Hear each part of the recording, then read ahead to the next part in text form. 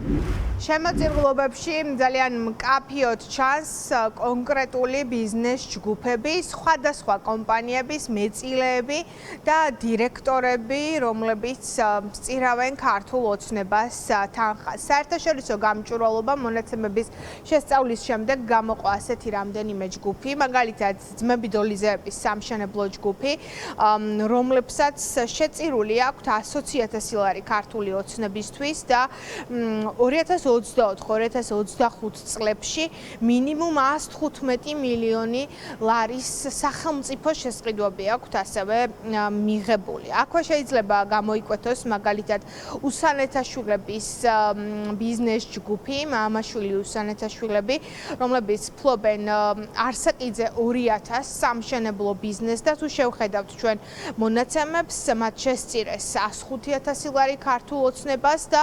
2024 წლიდან მიღებული აქვთ 5 მილიონ ლარზე მეტი, ჯამში 8 ტენდერი.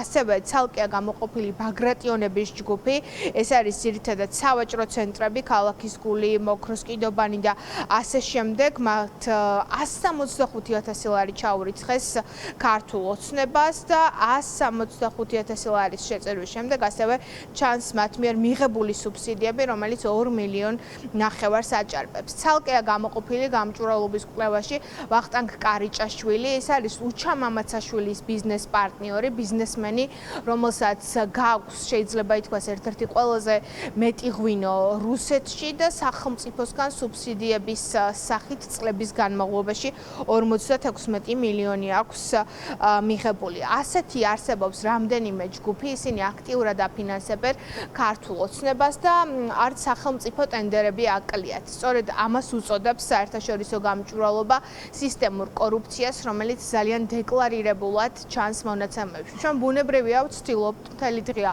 ამ ბიზნესმენებთან დაკავშირებას. ვაჟა უსანეთაშვილი მაგალითად, რომელსაც კითხვები დავუსვით პირდაპირ გინებაზე გადავიდა, ასევე დავუკავშირდით ნუკრი დოლიძეს, რომელსაც არ ჰქონდა პასუხი კითხვაზე, რის სანაცვლოდ ჩუქნის ფულს ივანიშვილის პარტიას.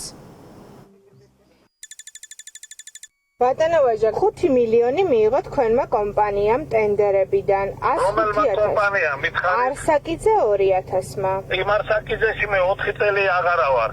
თქვენი შვილი ხომ იქ არის, ბატონო ვაჟა? არ შვილი არის. წყულის დედაც ხომ გეი. და მეორედ აღარ დამირეკე. ქართულ ოცნებას ფულს რატომ სწირავთ? გაიძულებენ ბატონო ვაჟა ფულის შეწირვას? თუ თქვენი კეთილინება? არა, ერთი ის მითხარი. 6 მილიონი რო გავდამახტევინა ნაციონალებმა. მაგას როგორ კითხულობ თქვენ? აბა მითხარით 6 მილიონი დოლარი. ბატონო ვაჟა. მაიმუნი ხარ, ვიღაცა ხარ შენი დედამო შენი. ბატონო ვაჟა, ზრდილობის ფარგლებში თუ შეიძლება რა ბიზნეს კალო აღარ დამირეკო მეთქი გეუბნები. შო თქვენმა კომპანიებმა 115 მილიონის ტენდერები მოიგეს და თქვენ და თქვენმა ძმამ როგორც ნახეთ 120,000 შესწირეთ ქართულ ოცნებას. საქმე არა გაქვთ რა, დადი იმუშავე. გაიძულებენ ბატონო ნუკრი თანხის შეწირვას გავალებენ. გადაღლილი ვართ რა, გამოდი სამუშაობ ამ სიტყვაში და მიხვდები რას ვაკეთებ. გთხოვენ ფულის შეწირვას?